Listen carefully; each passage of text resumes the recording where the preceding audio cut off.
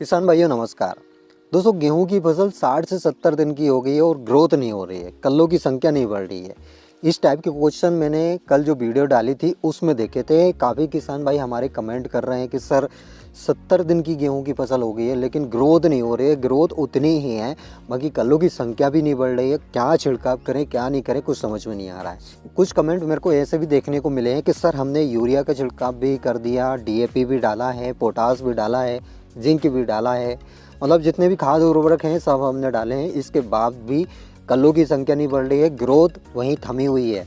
अब क्या करें। और कुछ कमेंट ऐसे भी है कि सर 70 दिन की गेहूं की फसल हो गई है, गेहूं पीला पड़ रहा है, उसमें क्या छिड़काव करें। एक एक क्वेश्चन के आंसर दूंगा और डिटेल में जानकारी भी दूंगा। लेकिन दोस्तों एक ही रिक्वेस्ट है, एक ही निवेदन है, यदि दोस्तों चैनल पे पहली बार आए हो और अभी तक चैनल को सब्सक्राइब नहीं किया है तो चैनल को सब्सक्राइब जरूर कर लीजिए और साथ ही साइड में आपको बेल आइकन दिख रहा होगा उसको भी दबा लें ताकि कृषि से जुड़ी सारी जानकारी आपको समय समय पे मिल सके। तो चलिए दोस्तों बिना समय गवाए वीडियो स्टार्ट करते हैं। दोस्तों सबसे पहले तो हम ये बात कर लेते हैं ग्रोथ हो क्यों नहीं रही है। देखिए दोस्तों, यदि आपके यहाँ पे रेतीली मिट्टी है और आपने 2 से 3 बार यूरिया का छिड़काव कर दिया, वैसे दोस्तों गेहूं में 3 बार यूरिया दिया जाता है, एक बुवाई के समय दिया जाता है, दूसरा पहली सिंचाई में दिया जाता है और तीसरा दूसरी सिंचाई में दिया जाता है और यही रूटीन हमारे किसान भाई अपनाते हैं।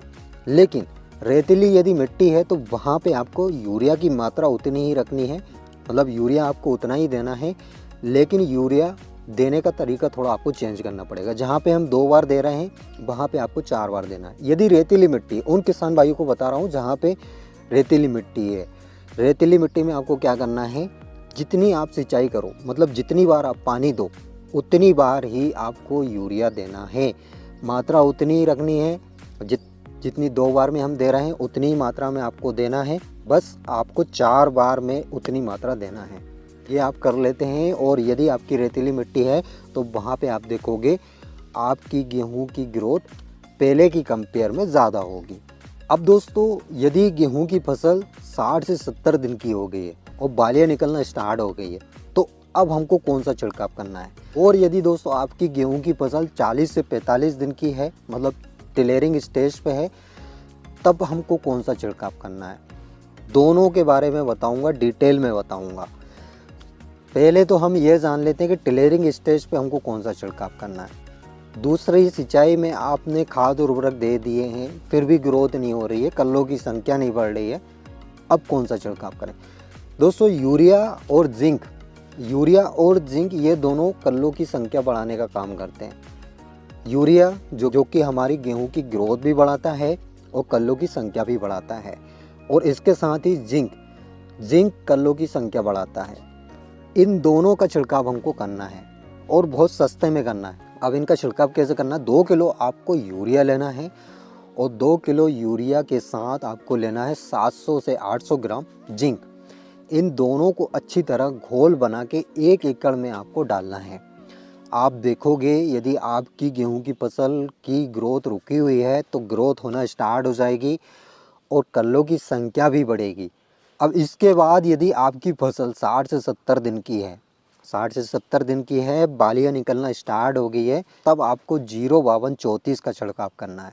ये क्यों छिड़काव कर रहे हैं, क्योंकि हम गेहूं की क्वालिटी बढ़ा रहे हैं। मतलब दोस्तों इससे छिड़काव करने से हमारी जो गेहूं की क्वालिटी है उसमें सुधार होगा, मतलब दाने स्वस्थ रहेंगे, चमकदार बनेंगे। तो उस स्टेज में आपको 05234 का छिड़काव करना है। लेकिन ये छिड़काव आपको तीसरे पानी लगाने से पहले आपको करना है, मतलब तीसरा पानी यदि आपने नहीं दिया है या फिर लगाने वाले हैं तो उसमें आप एक छिड़काव 05234 का भी करवा दीजिए। उम्मीद करता हूँ आपको ये जानकारी समझ आई होगी और वीडियो भी पसंद आई होगी। वीडियो अगर अच्छी लगी हो तो एक लाइक, और अगर दोस्तों चैनल पे पहली बार आए हो और अभी तक चैनल को सब्सक्राइब नहीं किया है तो चैनल को सब्सक्राइब करना बिल्कुल ना भूलें, साथ ही साइड में बेल आइकन है उसको भी प्रेस कर लें। धन्यवाद दोस्तों।